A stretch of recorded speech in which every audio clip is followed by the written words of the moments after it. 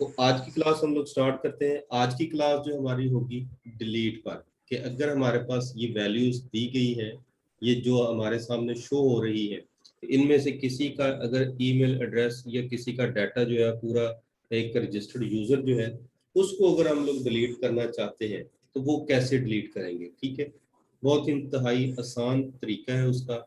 एक छोटा सा फॉर्म बनाएंगे हम लोग डिलीट का, और एक इस ऑल यूजर जो है इसके अंदर हम लोग एक बटन ऐड करेंगे, ताकि वो हर ये जितने भी ऐड हम लोग करते जाएंगे तमाम के तमाम उनमें उनके आगे जो वो ऑटोमेटिकली डिलीट वाला बटन बन जाएगा। ठीक है, अब सबसे पहले जो हम लोग जो है अपनी कोडिंग में आता हूँ। ये मेरे पास कोडिंग है जिसमें हम लोगों ने ऐड किया हुआ है अपना सारा डाटा, यानी कि ऑल यूजर वाला डाटा जो है वो यहाँ पर शो हो रहा है। इसी के एंड में जो है वो आपने यहाँ पर जो आपके सामने जो है वो एक लाइन नजर आ रही है, इसके एंड में आपने ये एक एक्शन वाली हेडिंग जो है वो ऐड कर ली। ठीक है, एक्शन वाली हेडिंग जो कि हमारे पेज के अंदर जो है वो यहाँ पर शो हो रही है, ये वाली। ठीक है, यानी एक्शन पेज जो हम लोगों ने एक बना लिया, एक्शन कॉलम। अब इसके अंदर हम लोग जो है वो ऐड करते हैं। हमने इसके अंदर दो चीजें ऐड करनी है, एक ऐड करनी है डिलीट वाला बटन, और एक बटन ऐड करना हम लोगों ने एडिट वाला बटन। ठीक है, यानी ये दो बटन डिलीट और ऐड वाले दो बटन ऐड करते हैं, क्योंकि आज हम लोगों ने डिलीट पे ही काम करना है, डिलीट फॉर्म बनाना है, तो उसके लिए हम लोग सिर्फ डिलीट बटन ऐड कर लेते हैं। ठीक है, अब क्योंकि ये यूजर फॉर्म के अंदर है, ऑल डाटा फॉर्म जो है उसके अंदर है, हम लोग उसी की कोडिंग में आते हैं। एक्शन वाला कॉलम बना लिया, कॉलम बनाने के बाद अब हम लोग जो है वो नीचे आ जाते हैं।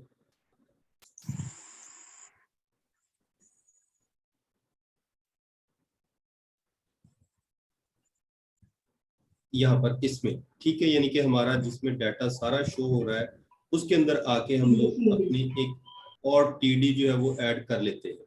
ठीक है, जिसमें हम लोगों ने ऐड करना है एक डिलीट का बटन, कि हम लोग जो है वो कैसे डिलीट बटन ऐड करते हैं, क्योंकि ये वाला डाटा हमारा सारा शो हो रहा है हर कॉलम के अंदर, ये सारे कॉलम जो है वो शो हो रहे हैं। अब आखिरी कॉलम हमने एक एक्शन वाला रेडी किया है और इसके अंदर डिलीट बटन ऐड करना है। तो उसके लिए हम लोग क्या करेंगे, सबसे पहले एक टीडी ऐड करेंगे ताकि एक नया कॉलम जो है उसके अंदर हम लोग जो वो आ जाए। ये मैंने टीडी जो है वो ऐड कर लिया, एको करके ये टीडी, और उसकी अलाइनमेंट जो है मैंने सेंटर कर ली, कि हमारा जो भी डाटा जो है वो सेंटर में शो हो। यहाँ पर जो है आप इसके लिए जो है वो ए एच रेफ यूज करेंगे।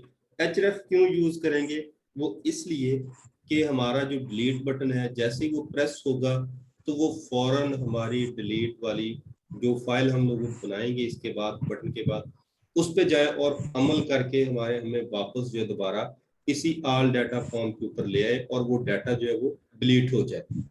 ठीक है, तो अब एचरेफ इज इक्वल टू करता हूं मैं, उसके लिए कौन सी वो आपने फाइल नेम जो है वो दे देना यहाँ पर।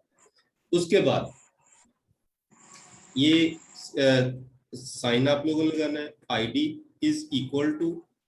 ठीक है, क्योंकि अब हम लोगों ने आईडी लेना है जो हम लोगों ने उस दिन बनाए थे, एक हमने डेटाबेस के अंदर तैयार किए थे ना आईडी। ये डेटाबेस के अंदर जब हमने यूजर बनाया था टेबल, तो उसके लिए मैंने ये एक यूजर आईडी रखा था कि ये हर यूजर का डिफरेंट आईडी होता है, तो ये हम लोग लेंगे अब। तो यहाँ पर जो है मैं अपनी कोडिंग के अंदर यही चीज ले लेता हूँ, आईडी इज इक्वल टू। अब क्या है, आईडी हमारा किस चीज के बराबर होगा, डॉलर साइन रो, कि जो हम लोगों ने एक रो डिफाइन की थी, जिस तरह ये वाली रो है। ठीक है ना, कि अब हमारी रो जो है उसके अंदर कौन सी चीज यहाँ पर शो हो, वो हम लोग ऐड कर देता हूँ मैं यहाँ पर कॉलम जीरो कर लें। अब कॉलम जीरो मैंने जानबूझ के ऐड किया है, वो क्यों ऐड किया है, वो इसलिए ऐड किया है कि यहाँ पर ऊपर हम लोगों ने ये नाम दर्ज किए थे, user ID, first name, last name, age, gender, फ्ला। ठीक है, अब यहाँ पर जो है मैंने जीरो रखा, यानी कि जो हमारे कॉलम होते हैं ये वाले कॉलम नेम जो है, यानी इनका इंडेक्स जो है, पहला कॉलम जिसका इंडेक्स जीरो है, दूसरा कॉलम फर्स्ट नेम वाला इसका इंडेक्स वन है, टू है, थ्री, फोर और सो ऑन। इसलिए आज मैं जो है वो यहाँ पर इस्तेमाल कर रहा हूँ 0, डायरेक्ट यूजर आईडी नहीं लिख रहा मैं। ये आप यूजर आईडी भी लिख सकते हैं और 0 भी लिख सकते हैं, ठीक है। अब आते हैं यहाँ पर इसको यहाँ पर जो मैं इस तरह बंद करता हूँ। अब हमारा जो ए टैग जो है यानी href वाला टैग है, लिंक वाला टैग जो है वो कंप्लीट हो गया। अब हमने वहां पर आउटपुट क्या शो करवानी है, डिलीट। तो यहाँ पर हम लोग जो है वो देते हैं डिलीट। ये मैंने सेव किया। अब अपने आउटपुट फॉर्म के अंदर आते हैं हम लोग, ये ऑल यूजर, इसको मैं करता हूँ रिफ्रेश, ठीक है। अब जैसे ही मैंने रिफ्रेश किया तो अब ये वाला जो है डाटा ये, ठीक है। अब ये सारा डाटा डिलीट बटन जो है बन के हमारे इस बॉक्स के अंदर आ गया, यानी जैसे हम लोग डिलीट प्रेस करेंगे वो ऑटोमेटिकली अगला काम करेगा। लेकिन अभी नहीं काम करेगा क्योंकि अभी हम लोगों ने कोई इसके अंदर जो है वो लिंक नहीं लगाया, अभी कोई भी डाटा जो है वो डिलीट नहीं कर रहा। तो अब क्या करना है हमने, उसके लिए पहले हम लोग जो है वो एक डिलीट वाली फाइल बना लेते हैं, ठीक है। अपने फोल्डर के अंदर आपने उसी तरह डिलीट पूरा नाम लिख लें, डेल नाम लिख लें, जो भी फाइल आपका नाम रखना चाहते हैं फाइल का वो रख के उसे सेव करें पीएचपी के अंदर, जिस तरह ये मैंने एक बनाई हुई है, ठीक है।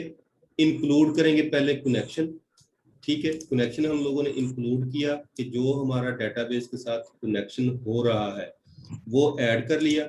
उसके बाद इफ लगा रहे हैं कंडीशन कि अगर रिक्वेस्ट की जाए, ठीक है। रिक्वेस्ट किसकी की जाए, कौन सी चीज हमें रिक्वेस्ट में है, आईडी।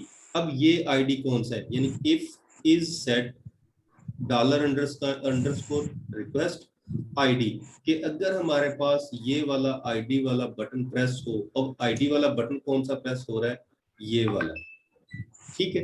ये वाला आईडी वाला बटन प्रेस हो तो फिर क्या करें, अब इसी आईडी को जो है रिक्वेस्ट आईडी को हम लोग जो है वो एक वेरिएबल में बना देते हैं कि वो क्या करे, इसी आईडी का जो रिक्वेस्ट हमें सेंड हो रही है उसको हम लोगों ने एक वेरिएबल में कन्वर्ट कर दिया ताकि हमारा डाटा जो है इस वेरिएबल के अंदर स्टोर हो जाए। यानी जो आईडी हमें वहां से मिला है वो इस वेरिएबल के अंदर डिफाइन स्टोर हो जाए, ठीक है। इसलिए हम लोगों ने वेरिएबल डिफाइन करके $_रिक्वेस्ट और आईडी, सेम वही चीज हम लोगों ने जहां पे लगा दी और इसको वेरिएबल के अंदर स्टोर कर दिया। अब यहाँ पर जो है वो क्यूरी डिलीट की लगाते हैं, ये वाली क्यूरी है डिलीट की। क्यूरी लिखा, ये आपका वेरिएबल है, जो मर्जी नाम लिखे। यहाँ से जो है ये क्यूरी स्टार्ट हो रही है MySQL_query, ठीक है। उसके बाद ये वाला कनेक्शन जो हम लोगों ने वेरिएबल बनाया था इस कनेक्शन फाइल के अंदर कॉमा लगाएंगे। आगे ये क्यूरी स्टार्ट हो रही है जो हम लोगों ने जिस पे अमल करवाना है, ठीक है।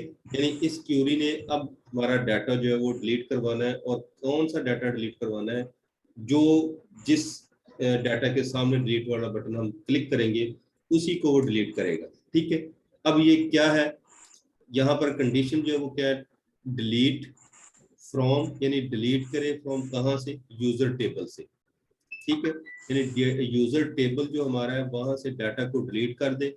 अब कहाँ से वो डिलीट करे, कौन सी चीज डिलीट करे, वेयर, जहां पर यूजर आईडी क्या हमारा जो हम लोगों ने अपना रखा हुआ है ये वाला, कि जहां पर जो यूजर आईडी आ रहा है, यानी इसका आईडी जो है वो यहाँ पर 3 आ रहा है, इसका 4 आ रहा है, ये हम लोगों ने वही सेम शो करवाए हुए हैं। इस आईडी का यानी इस 3 आईडी का ये सारा डाटा जो है वो डिलीट कर दे, 4 आईडी का डाटा डिलीट कर दे, ये डिलीट करता जाएगा, ठीक है। अब ये वाला यूजर आईडी, अब ये यूजर आईडी किसके बराबर हो, अब हम लोगों ने इसे बता दिया कि ये यूजर आईडी जो है वो इस चीज के बराबर हो जो हमें रिक्वेस्ट आ रही है, यानी वो डाटा हमने स्टोर कर लिया था इस वेरिएबल आईडी के अंदर। अब जो वेरिएबल इस आईडी जो है इस वेरिएबल के अंदर स्टोर है वो उसे देखेगा कि कहाँ पर मौजूद है यूजर आईडी के अंदर, वो उस क्यूरी को लेगा और डाटा सारा डिलीट कर देगा, ठीक है। अब डाटा जब डिलीट होगा तो आगे कंडीशन हम लोगों ने लगा दी कि अगर डाटा डिलीट हो जाए, यानी ये हमारी क्यूरी काम कर जाए, सारी ओके हो, तो फिर किस जगह पे ले आए, वापस हमें हमारे उसी पेज के ऊपर ले आए जो हमारा डाटा है।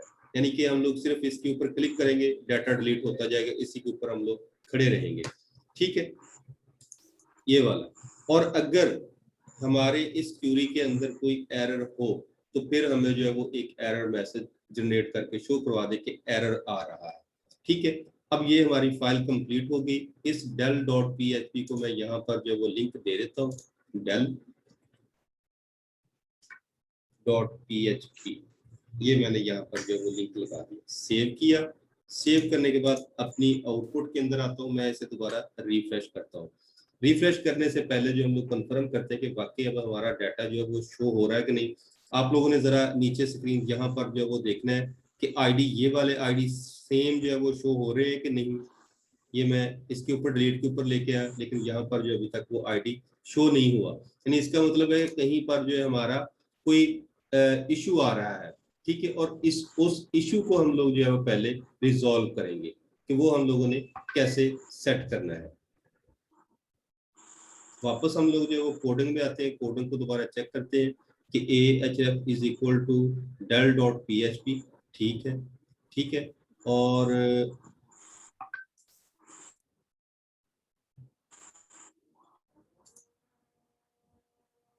आगे जो है वो एक अजान हो रही है मेरी तरफ, उतनी देर जो है मैं इसको स्टॉप करता हूँ जरा।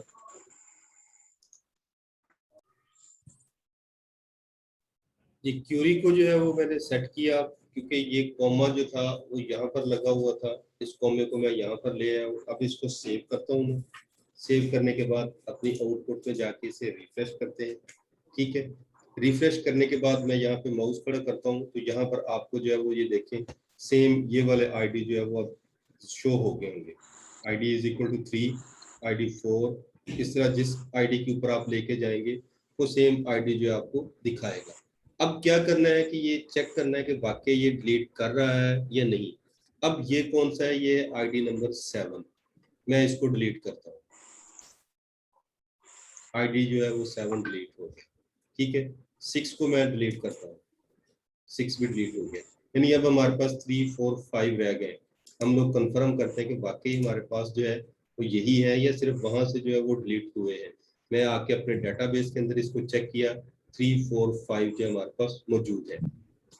अब इसी तरह अगर मैं जो यहाँ पर एक नया डाटा ऐड करता हूँ, लोकल होस्ट में आके टेस्ट फेज में आता हूँ मैं।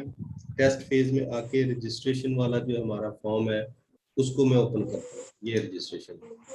ठीक है, रजिस्ट्रेशन आके माइक बच्चे आप ऑफ कर लें एक दफा जिसका भी चल रहा है। ठीक है, मैं इसका रख लेता हूँ न्यू यूजर। ठीक है, लास्ट नेम जो है, फर्स्ट नेम उसका न्यू कर देता हूँ, लास्ट नेम उसका यूजर, ईमेल जो है new@gmail, पासवर्ड जो है वो मैं रख देता हूँ न्यू ही, एज जो है कोई भी उसकी रख लेते हैं, जेंडर जो है वो मेल है। ठीक है, डेट ऑफ बर्थ उसकी जो भी है वो ऐड कर लेते हैं हम लोग, और उसका आईडी कार्ड जो है वो हम लोग जो ऐड कर देते हैं, रजिस्टर करते हैं। ठीक है, सक्सेसफुली रजिस्टर्ड हो गया। अब डाटे में आके देखते हैं कि ये न्यू यूजर, मेल, एज और ये सारा कुछ जो है वो ऐड हो गया। ठीक है, यानी अब हमारा ये सारा काम जो है वो कंप्लीट कर रहा है कि हम लोगों ने डिलीट बटन को जो है वो ऐड कर लिया, डिलीट बटन हमारा काम कर रहा है। ठीक है, अब हमारा एक काम रहेगा जो टेस्ट फेज के अंदर करने वाला है, वो इंशाल्लाह कल हम लोगों ने कर लेना है। और वो काम क्या है, वो है एडिट करने का, जिसके बाद हमारा पूरा एक टेस्ट फेज जो है वो कंप्लीट हो जाएगा। और ये आपकी जो रिक्वायरमेंट है टेस्ट फेज के अंदर कि आपने जो उस फॉर्म को किस तरह से बनाना है, किस तरह की उसकी आउटपुट नजर आए, वो अब आपने उसे CSS के जरिए या आपने बूटस्ट्रैप के जरिए उसे जो है वो कंट्रोल करना है और अपने फॉर्म को जो है वो क्रिएट कर लेना है। बाकी जितने भी फंक्शन है वो टेस्ट फेज जिस तरह का भी होगा उसमें ये ऑप्शन ही पूछे जाते हैं कि आपने उसको डिलीट करना है, उसको एडिट करना है। अब ये असल में होता क्या है कि वो कहते हैं कि ये डिलीट करने वाला और एडिट करने वाला ऑप्शन जो है वो एडमिन के पास हो, हर बंदे के पास जो है वो, हर यूजर इसे डिलीट ना कर सके। अब मैं यूजर हूँ, मैं अगर लॉगिन करके आता हूँ तो मैं देखता हूँ ये सारे यूजर पड़े, मैं सबको डिलीट कर दूँ। ठीक है, तो इस तरह सारे का सारा डाटा जो है वो जाया हो जाता है। तो ये जरूरी होता है कि ये जो कंडीशंस हैं ये सिर्फ हम लोग एडमिन के लिए रखते हैं। फिर तो उसके लिए फिर एक एडमिन के नाम से अलहदा फोल्डर बना लेते हैं उसके अंदर ये वाली फाइलें रख के यूजर जब आएंगे तो यूजर वाले को ये एक्शन वाला बटन नहीं शो होगा, उसे सिर्फ ईमेल वाले तक ही शो होगी, और दूसरे जो आएंगे एडमिन्स आएंगे उनके साथ जो है ये एक्शन वाला बटन भी शो करवाएंगे, ठीक है। और ये इंशाल्लाह एक दो क्लास जो नेक्स्ट होंगी उसके अंदर हम लोगों ने ये क्लियर कर लेना है, तो इस तरह आपका डाटा टेस्ट फेज जो है वो कंप्लीट हो जाएगा।